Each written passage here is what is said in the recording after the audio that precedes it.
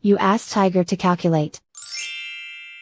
This deals with finding the midpoint between 2 points. The midpoint between the 2 points is 7,3. Let's solve it step by step. Plot the 2 points and calculate the midpoint using the formula.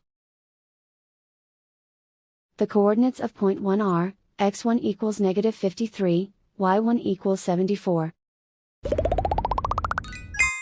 The coordinates of point 2 are, x2 equals 67, y2 equals -68.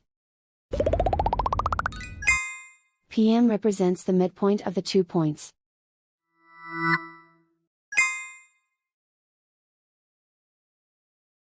Use the x values in the midpoint formula to find the midpoints x. x1 equals -53. x2 equals 67. Simplify the arithmetic.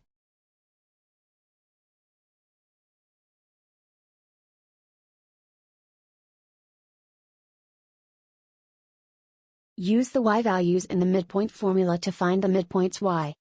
y1 equals 74. y2 equals -68. Simplify the arithmetic.